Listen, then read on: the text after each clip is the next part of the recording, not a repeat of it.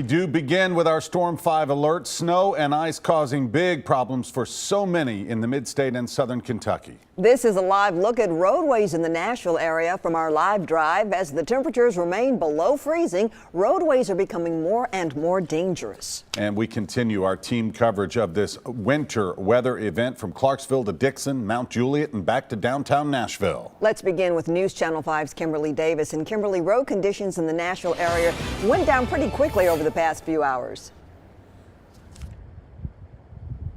That's right, Vicki. If you take a look over here at the interchange, we're on top of the Fern Avenue overpass. As you can see, roadways do have snow on them. TDOT workers are doing the best they can to keep them clear, but the snow is not really leaving, and it has let up some in the last hour. But as you can see, vehicles are still taking the safe route and traveling slowly this evening. Now, take a look at this video. This crash happened on I-65 southbound in Nashville at mile marker 91. The off-ramp was blocked after a semi-truck crashed, causing an 8-car pileup. TDOT is warning drivers that there are slick spots on roadways, and TDOT is working to get those roads clear. Now, this is just another crash that happened in North Nashville on I-65 northbound at mile marker 88. It was shut down for quite some time as crews worked to get a jackknife semi off the I-24 ramp. Now, TDOT crews are working to clear the highways throughout the state. Certain areas are extremely icy and crews are treating the area, but it may take some time to clear everything. Interstate ramps are getting icy throughout the mid-state. There have also been reports of black ice, and crews are treating the roads, but drivers should use extreme caution. Back here live on Fern Avenue, as temps drop, conditions will continue to deteriorate.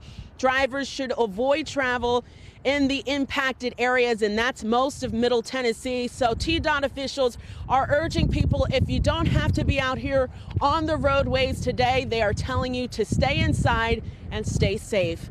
For now, we're going to send things over to Brandon Marshall, who has the latest on road conditions and live drive. Brandon, good evening.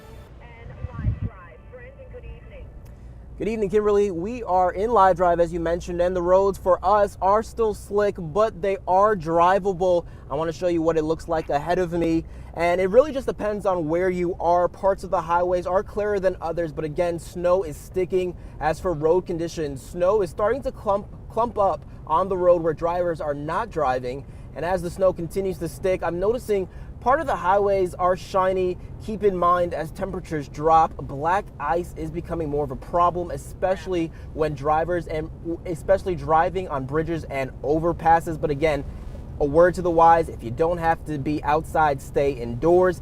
That's what it's looking like here. We'll check in with my colleague, Jason Lamb, with more on the conditions at Stewart's Ferry Pike. Jason.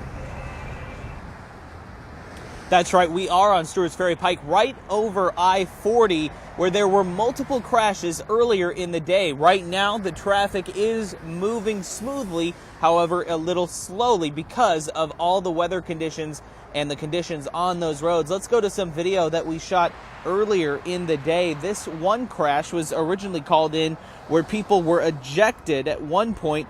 All of the westbound lanes of I-40 were closed, but they have gradually opened back up to where they are now.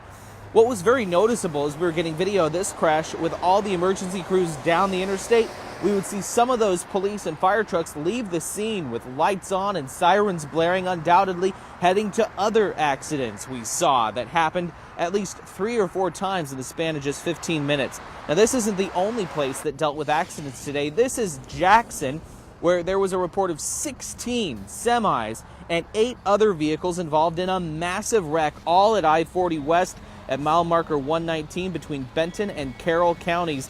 And now let's go to White House. This was the scene there earlier today when a semi ended up partially off the roadway. It happened on I-65 northbound at mile marker 108. That accident kept the right lane blocked for some time. And of course, as the conditions continue to get worse, we could expect to see even more accidents all over the metro area across the mid-state tonight. Reporting live in Donaldson, Jason Lamb, News Channel 5.